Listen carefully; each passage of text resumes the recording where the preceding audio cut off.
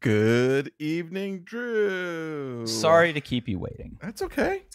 It is Dublin Irish Festival time here. It is. Yes. Yep. And I was being a chauffeur. Oh, that's like very a chauffeur. Nice of you.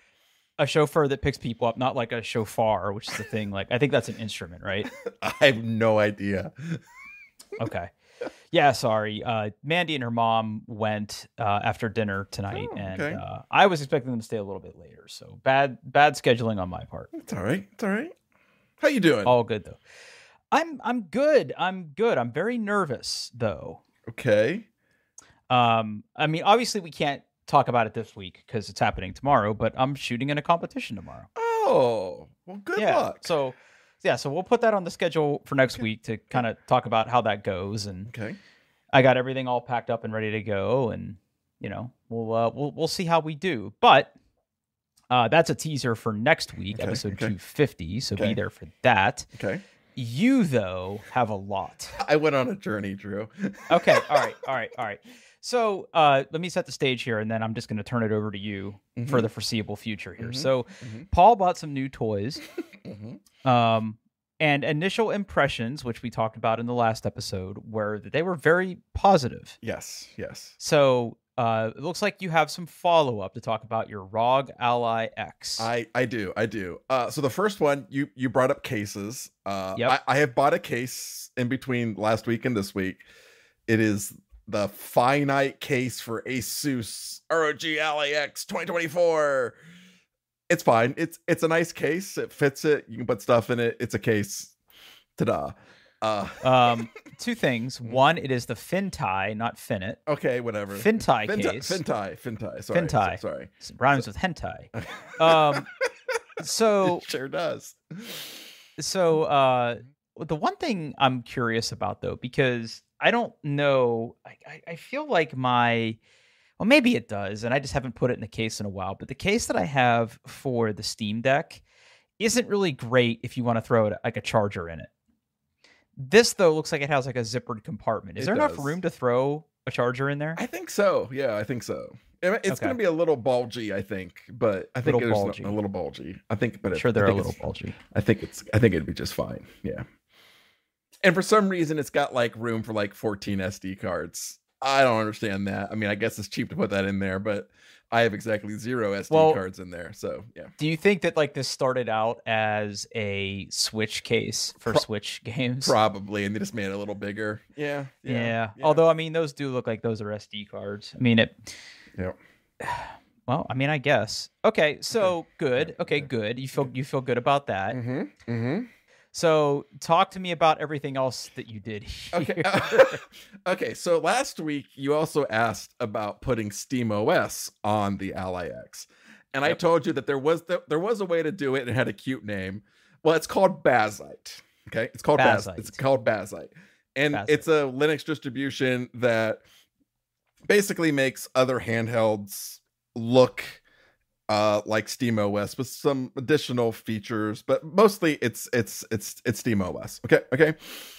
So I watched this video by the amazing Retro Game Corp's YouTube channel. If you're into retro gaming at all, it's a great YouTube channel. It's a great website. He reviews lots of handhelds and stuff.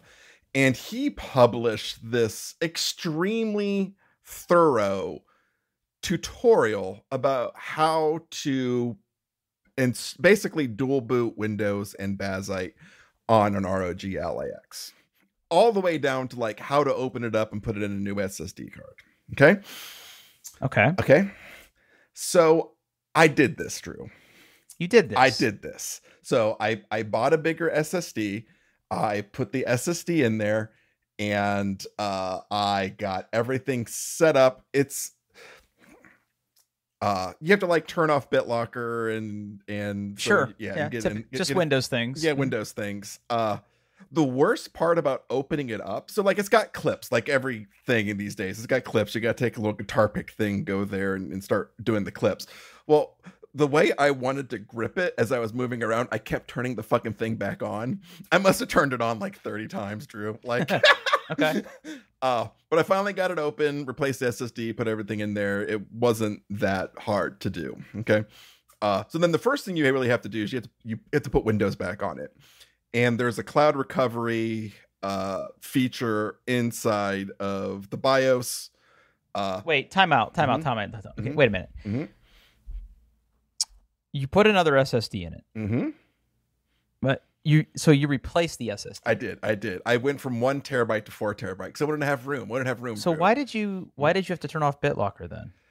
I don't know. It was in the tutorial. Just turn off BitLocker. I guess maybe if you want to put the SSD in another thing and read the files off of it at some point. Yeah. But you do have to turn it off before you do the dual boot because you have to like turn it off to shrink the partition. It's a whole big thing. Yeah. Okay. All right. Yeah. I was like, it's fresh. I don't know why you would, but I mean, I guess that makes sense. Anyway, go ahead. Sorry. Anywho, cloud recovery, it took forever. And thankfully there was a Reddit post. I could not get it to connect at all to do anything. And basically like, there was a Reddit post saying yeah, it's connecting to these weird servers in China. It's okay, but like if you have any kind of like security protection, it's probably blocking it. And sure enough, my ears were going, "What you're doing? What now?" Wow. Yeah. So that was I got Windows reinstalled on there, turned off BitLocker, shrank the partition, put Bazite on a bootable disk, a bootable thumb drive, and got it installed in there. And so just quick, it totally works. If you want to put SteamOS on this bad boy and pretend it's a Steam Deck with more power, you absolutely can.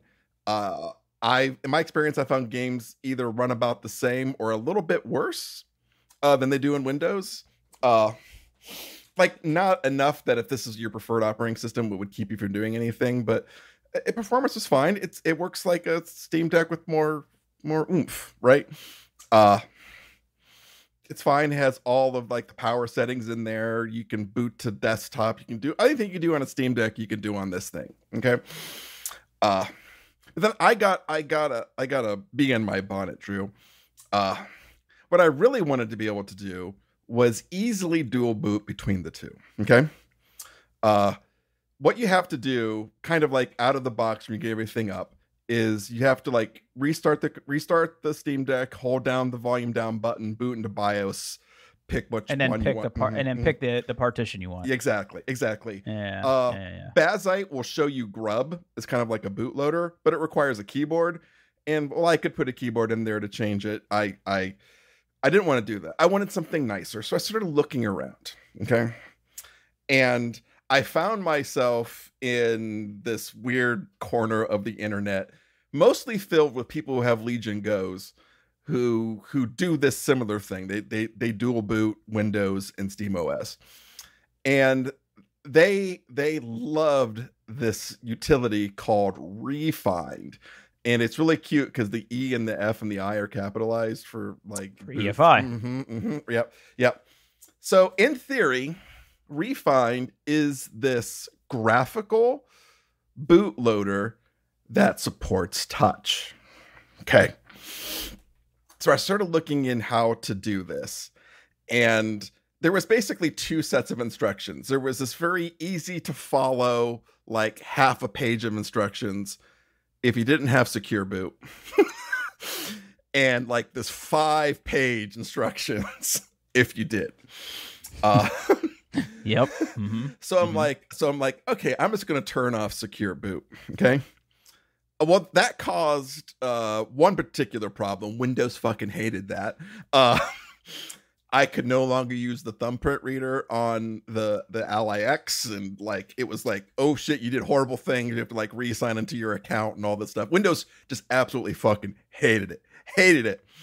But with secure boot off, I was able to boot into Bazite, get to a Linux terminal, install this thing, configure this thing, and like learn how to do the configuration files. I'm like, okay, enable touch, true, great, go.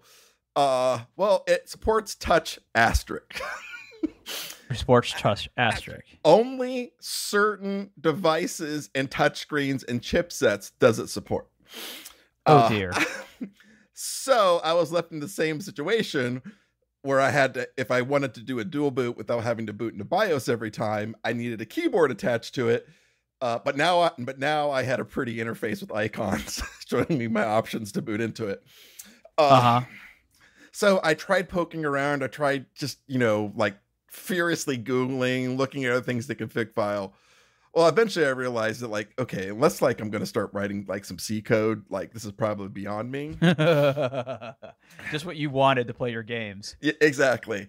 So I'm sitting there and I'm like, well, I don't know. Like a lot of people on the internet are like, oh, dude, like SteamOS, that's how you do these things. Put SteamOS on it. It's great. Just go. But like, I've kind of like the flexibility of Windows. Like if I want to install something on there, I can. I don't have to do weird hacks.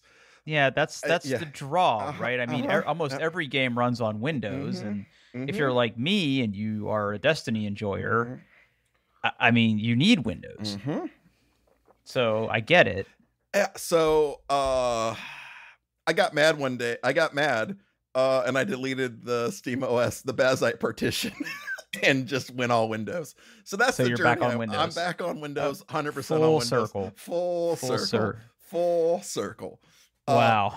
But if SteamOS is something you wanted to do and you don't mind the shitty like dual boot experience, so maybe that'll get better. I don't know. But I found that really annoying to have to boot in BIOS every time, manually pick the partition and go.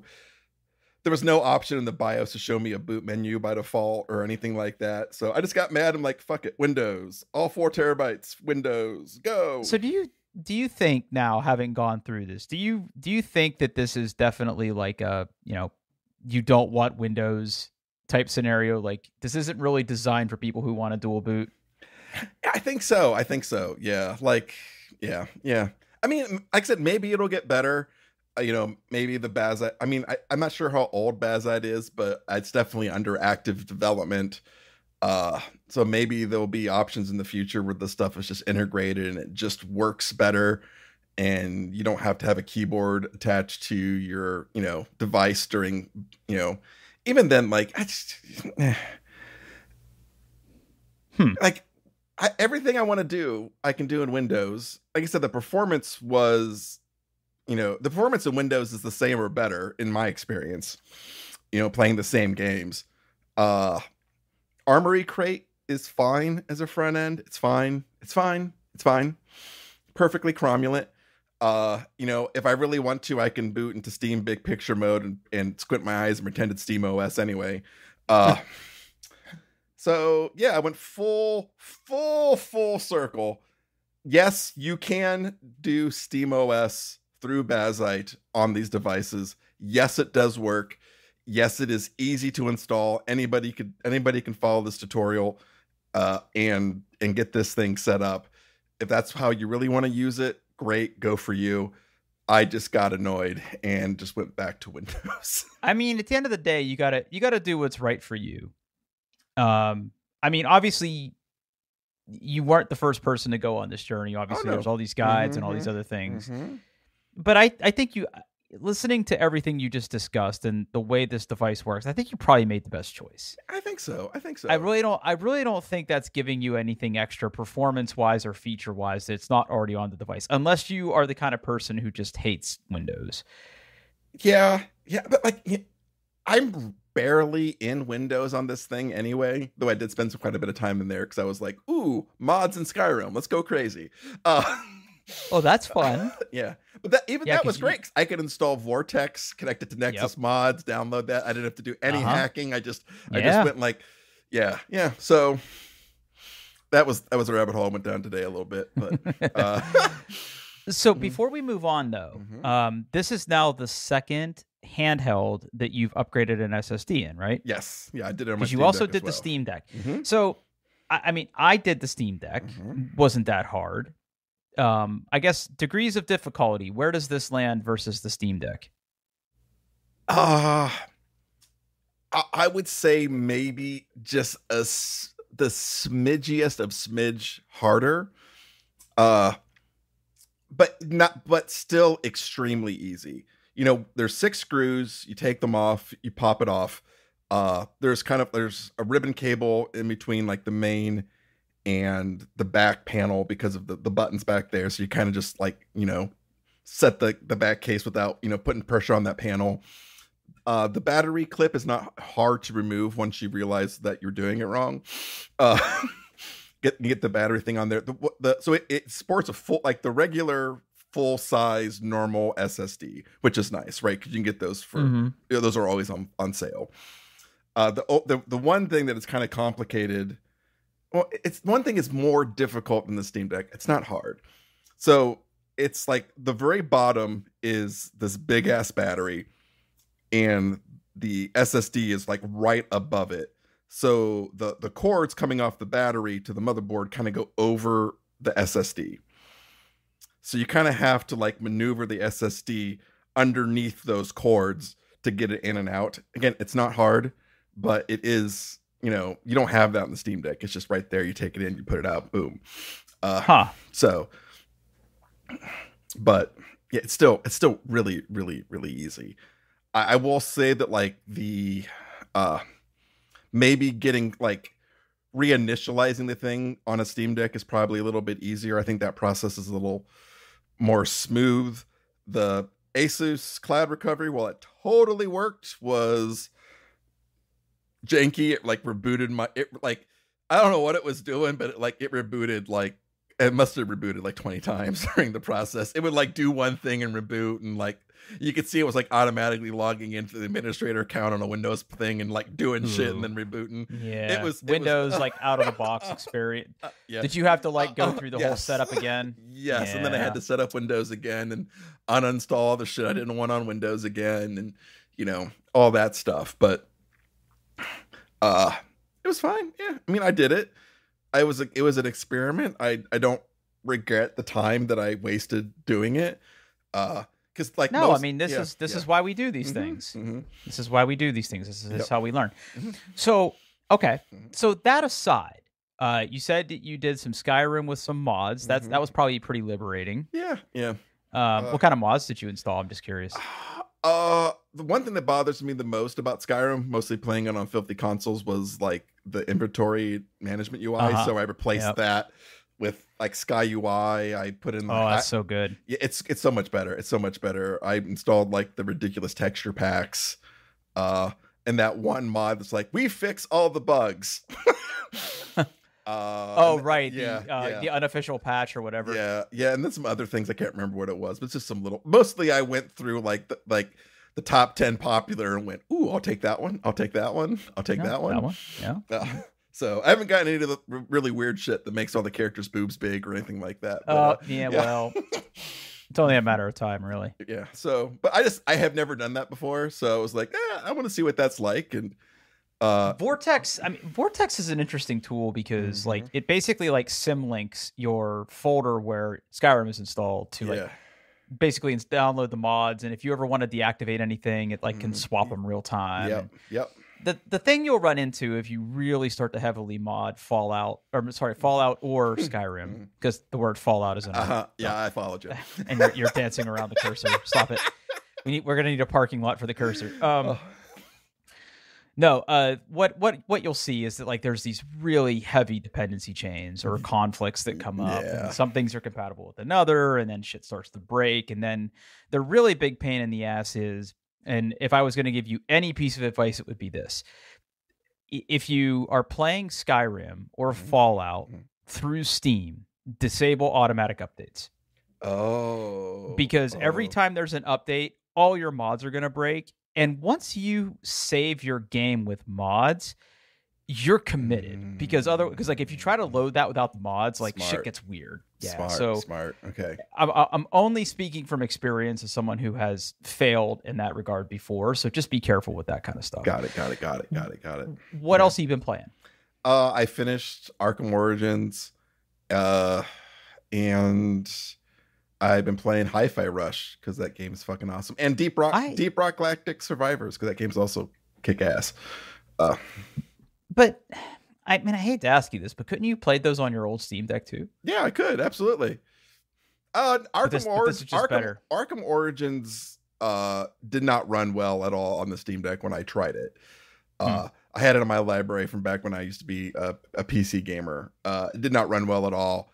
And on the ROG Ally X, I was getting like 90 frames a second. So it ran pretty well. So, okay. Yeah.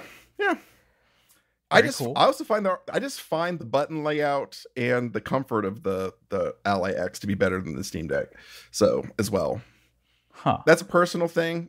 I mean, everyone's hands are different. Everyone, I wish it was symmetrical thumbsticks because that's better. People everyone copy what Sony does, please. Thank you. You mean where the thumbsticks are side by side? Mm-hmm. Yeah. Man, I'm so spoiled by Xbox controllers, though. Oh, dude, Xbox controllers suck compared to the DualSense. They suck. I don't know. Suck. The DualSense controller is the best controller I've ever used. Period. Hands down. That's not even close. Huh. Okay. Like, I'm still going to use my PS5. Like, when Vessel of Hadra comes out for Diablo, that's where I'm going to play it. I'm probably going to play Season 5 of Diablo on my PS5. Because I still do enjoy the DualSense so much more. Oh, sure. And you have a nice big TV. Mm-hmm, exactly. So. All right. Real-time follow-up from last time. We talked about Intel having some problems. They finally kind of acknowledged it, but they didn't do a great job of acknowledging it. And good old Tech Jesus from Gamers Nexus, known as Steve, he doesn't hold back. There's a new Gamers Nexus video out that came out very, very early this morning, and it's a good one. It's already up to 500,000 views as of 20 hours. And recent. given all the given all the news that Intel did plus the layoffs, like it's not a good time to be an Intel fan at all. I would encourage you to go watch this. It is 47 minutes long. Add it to my save later, so I will watch, or my watch later list, so I will watch it later. Yeah, and it's like, I mean, I'm a big fan. I really truly think that Gamers Nexus, and you'll have to forgive the name, because you don't have to be a gamer to appreciate this tech channel. They talk about pretty much all sorts of tech, especially in the desktop and mobile PC market, and peripherals. And he definitely does tend to cater to the more enthusiast market, such as myself. But when it comes to these big sort of stories and what's going on in the state of Intel right now, he just absolutely knocks it out of the park. And again, their YouTube channel is just so very well published and polished, and chapter bookmarks through the YouTube videos so you can jump around. And I always like what they do. Like, if you just kind of put your cursor over some of the chapters. Yeah. Timeline of failure. It's just like, yeah. But the whole thing of it is, if you're not going to go to our show notes and click on it, basically it's just like, Intel sort of acknowledged it. They want to extend the RMA processes. They sort of lay out the timeline about how Intel was basically trying to sweep this under the rug. And it's pretty damning, like, once you start to really stack the evidence in there. And then basically, how they're going back and like changing, support documents, and there's a difference between an RMA and a refund. And, I'm very thankful for places like Micro Center, where if you buy something through Micro Center and it doesn't work, even if you don't buy their extended warranty, they'll usually honor something like this because they do such big numbers with AMD and Intel. It's just not a good time to be buying anything Intel. If you are in the market for a computer and it's not a Mac, I mean, first of all, what's wrong with you? But second of all, please stay away from Intel for the foreseeable future.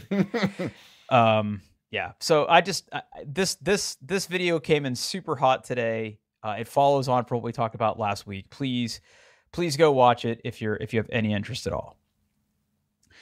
The other thing I want to talk about tonight is I have been enjoying a game recently, and that game is No Man's Sky. You're back on that, huh? When's the last time you touched it? Oh, it's been a long time. I've like bounced off that game pretty hard, like 3 times already. But when was the last time you tried? Oh, it was after their big like 2.0 or whatever it was, where they like changed like everything and changed the onboarding and added a whole bunch of other features. And I was like, everyone was like, like, yay, it's so much better now. It's a great like comeback story. And I tried it and I was like, this feels like the same game, just maybe slightly better. I don't. Maybe I need to try it again, Drew, is what you're telling me. Yeah, I'm here to tell you that I think it's time to try it again. So just a quick timeline of events if you're not gamers. There was a game called No Man's Sky. It was incredibly hyped. It was going to be like this massive universe game. Promised a lot of stuff, didn't deliver at launch, had a bunch of problems. People accused them of false marketing. It was not a good launch. I got swept up in the hype, as a lot of other people did. I bought it when it came out. I played it. It was buggy. It was like I could never figure out how to play with my friends. Like it just wasn't. It just felt like a game that was super ambitious, didn't quite hit the mark, and I bounced off it really, really, really hard. About 2.5 years later, the company that makes this game, which is Hello Games, released, like you said, a whole bunch of updates. Like they did like a 2.0 update and they added like little things here and there, did a whole bunch of quality of life stuff, made it easier to play with friends, and it became a perfectly fine survival game that also had spaceships in it. It did a lot of things really good, but I don't think it did anything particularly great. I think it's the nicest way to say it. Okay. But Paul, this game has, since its launch, do you want to guess how many major, not like patches, but major content updates this game has had? 3? No. Okay. Not even close. Try again. More. 12. Nope. 30. 27. I was so close. Yep. Okay. So basically every single piece of DLC, right? Because that's I mean, there's obviously have been patches to the game to fix bugs, to basically keep the game working, right? But there have been 27 basically DLC patches for this game. And the most recent one to come out is this new one called, I believe it's called Foundation. Or no, that was the original one. What was the newest one was Worlds, maybe? Apparently I already own that in Steam, so I'm gonna have to download it. Yep. I wonder if it'll actually, there's more than, I could be wrong, maybe there's 28 now. Because what I'm looking at right now, Worlds Part 1 is the latest one that came out.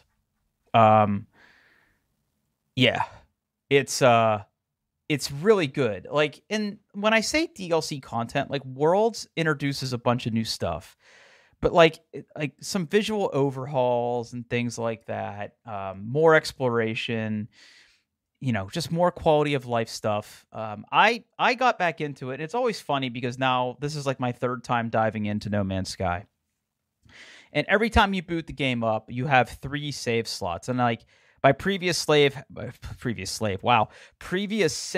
had 30 hours on it. My first save from when I like first bought the game had like 15 hours on it. Okay. And now I'm already 8 hours into this. Okay. And it's just pretty chill. You fly between different planets, you get resources, you do different things. There are now branching storylines that you can kind of go down. I don't want to give anything away if you're going to play it, but there are certain things that if you do them in a certain order will yield different outcomes at different times. But I'm really enjoying it. And now like you can build your own spaceships now. There's way more character customization, way more stuff to build and research and find. Way more weapons, different types of combat style now. There's walkers. There's a whole submarine part of this game now where you can get little submarines and go underwater on planets. Okay.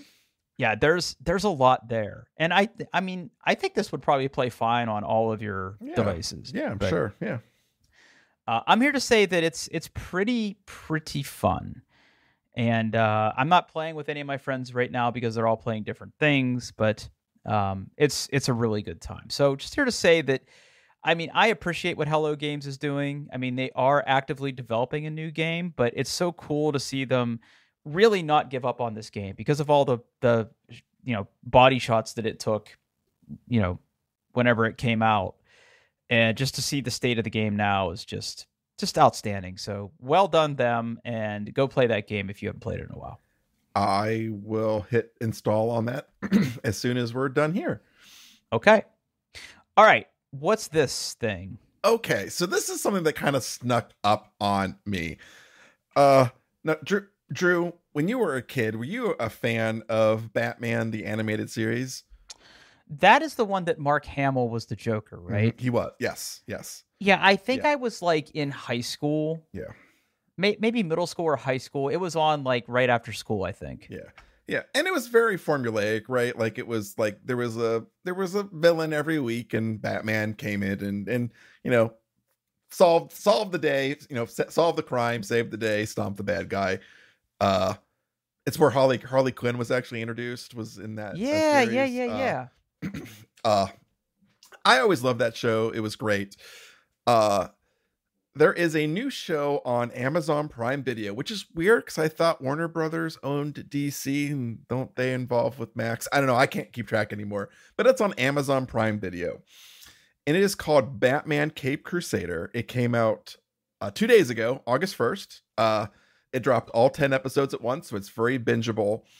It is, I don't know if it's done by the same people, but it's definitely inspired by Batman the Animated Series. The twist is it's kind of set like in the, I think they don't say, it feels like the 1940s, maybe like early 1950s. But like, kind of comic book hand wavy on things like technology and diversity and tolerance. Those are very different in this 1940s Gotham than in the real 1940s. But I'm 8 episodes into the 10 episodes, and it's very nostalgic, right? It's like, it's a early Batman who the cops don't like, then it has very interesting takes on some of like the popular Batman villains. And so far it's so good. So if you like Batman and you want to see more Batman and you have Amazon Prime, then you have Amazon Prime Video.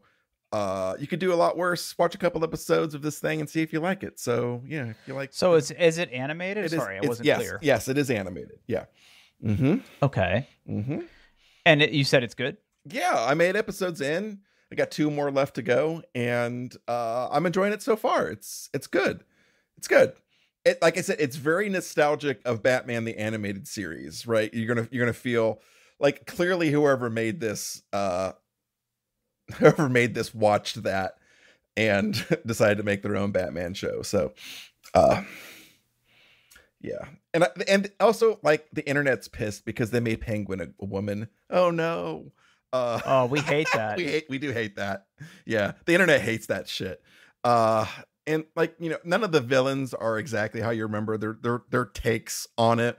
I think that's great. I love when, creators take some of the source material and kind of twist it and make it your own and subvert expectations. But there's still like, there's a Jim Gordon, there's a Barbara Gordon, there's a Harvey Dent, there's Bruce Wayne, there's Alfred, but Alfred's fat now and I love it. Yeah. So yeah, it's good. It's good. It's Batman. If you like Batman and you want to watch Batman, there it is. Amazon Prime. You probably already have Prime, so you have it. No excuse, except now Prime does ads. I know. And when I was watching like the latest season of The Boys, the ads were always at the beginning, right? It was like, yeah, T-Mobile, you get to watch 30 seconds of T-Mobile ads and then you're good for the rest of this. Well, Batman Cape Crusader puts the ads in the middle. Oh no. And I don't know what they used, but like as a rule, they seem to start like 5 seconds later than they should have. because I think they're trying to get it like in between the scenes, but whatever machine learning algorithm they're using for that is kind of broken, because you'll start a scene, be right in the middle of a word, black ad, and then the rest of the word continues on after that. So it's that's kind of annoying, but I refuse to give them another $15 a month for no ads. So yeah, no, I already pay the yearly fee for them. Yep. And it's not cheap anymore. It's not cheap.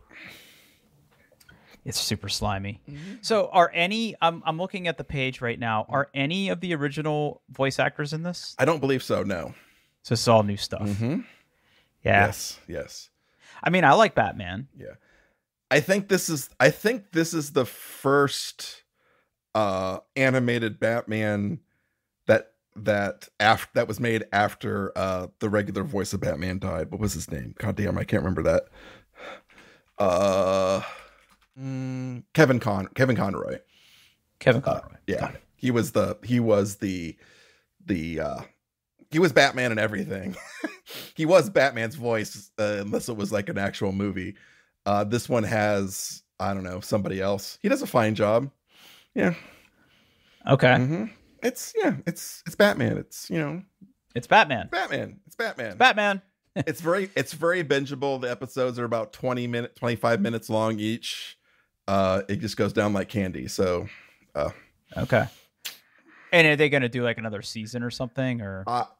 I think it depends on how many people watch it. But okay. Yeah. Well, I mean, they'll get my vote. Yeah. Hey, sort of like adjacent to that, Mm-hmm. and you kickstarted my brain a little bit here. Have you watched this new Penguin thing on Max? I've watched. Or is it not out yet? It's not. I don't think it's out yet. I've seen the trailer. Yeah. I saw a trailer for this on TikTok, mm-hmm. and it said the Penguin, mm-hmm. and then it said Colin Farrell. Yes. And I'm like, I don't think that's Colin Farrell. It is. But it is, I guess. Have you watched the movie The Batman with what's his face as Batman? Ben Affleck? No. Robert Pattinson. No, I have not.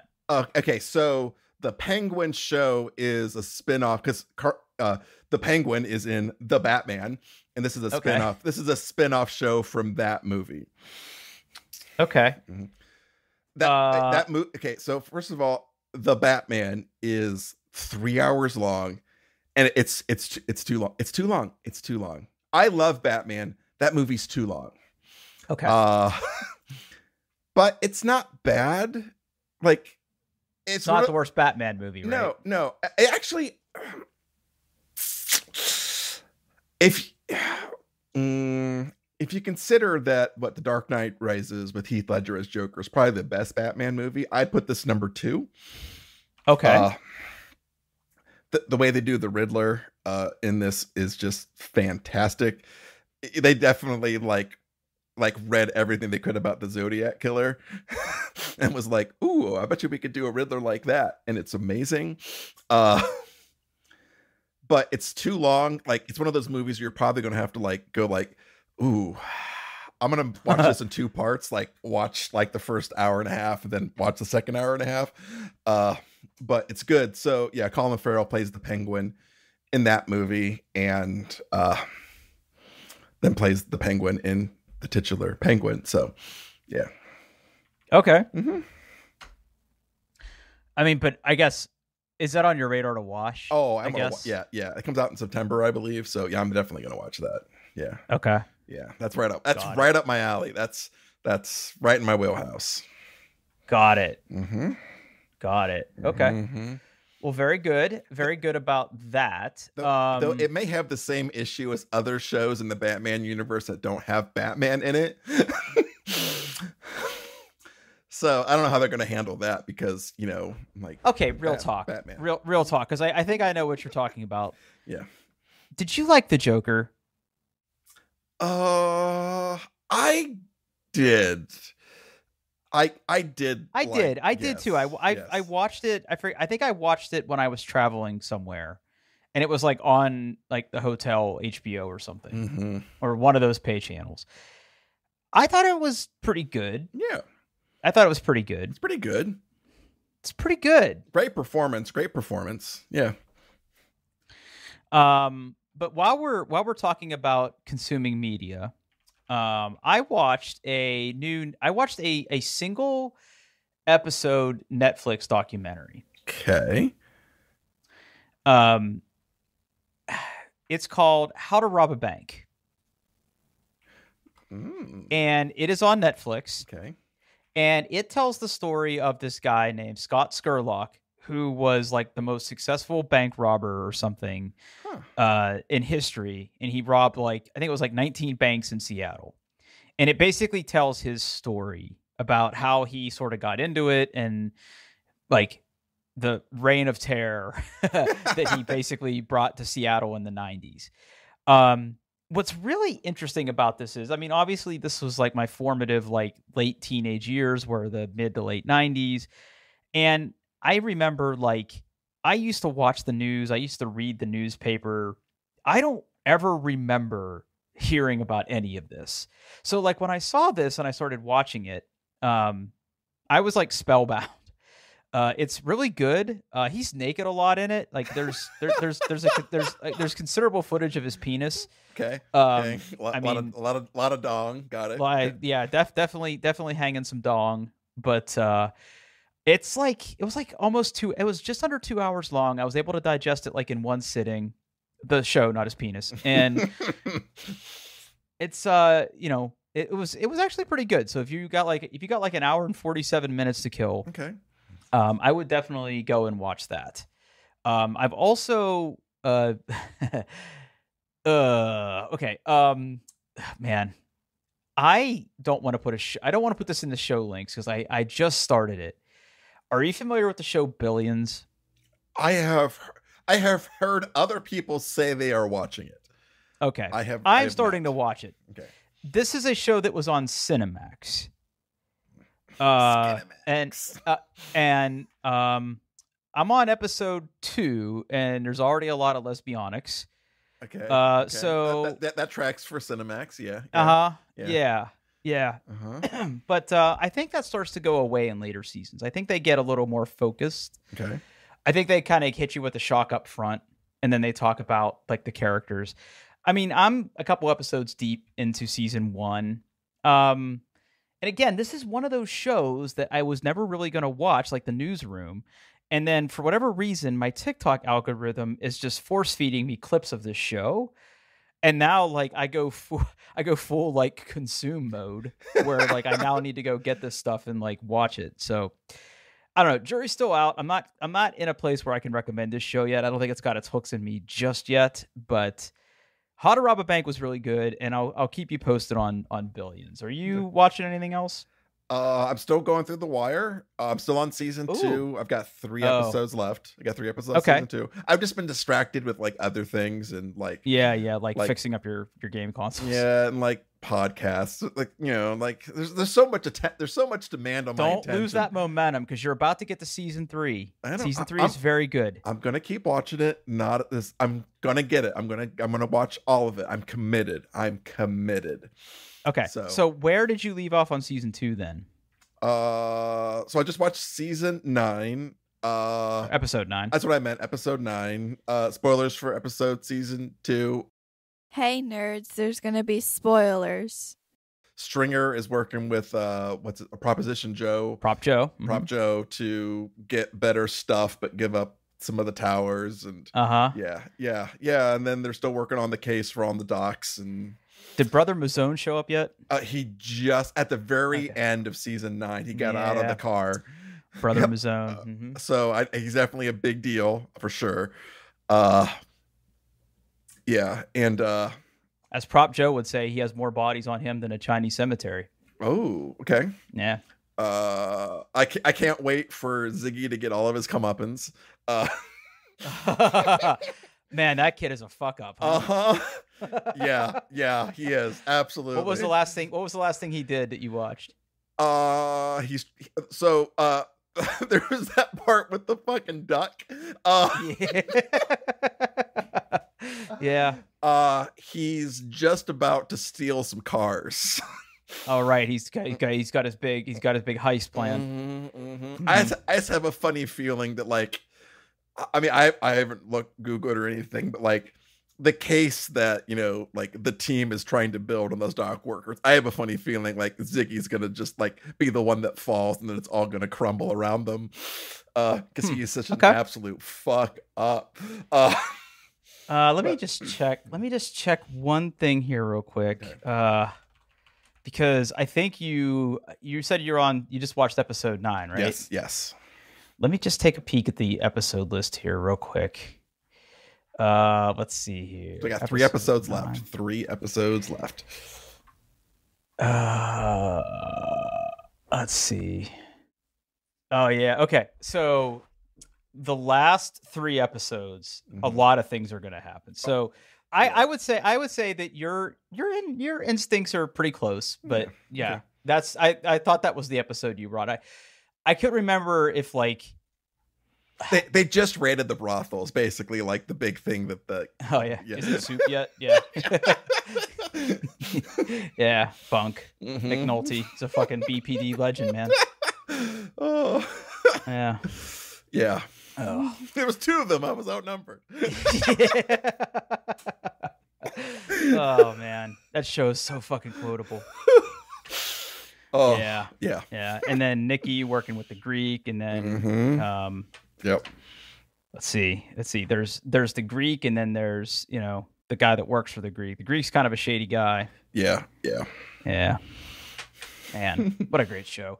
Yeah, it's all gonna come together here, and then I would say that, you know, once you finish season 2, I've talked about this a million times, but I constantly flip flop on whether season 3 or season 4 is the best season of the series. They're both fantastic. There's so many things that are going to collide in season 3, because as you've noticed, like they just continue to build every season. There's recurring characters. Yeah, they're just going to keep going.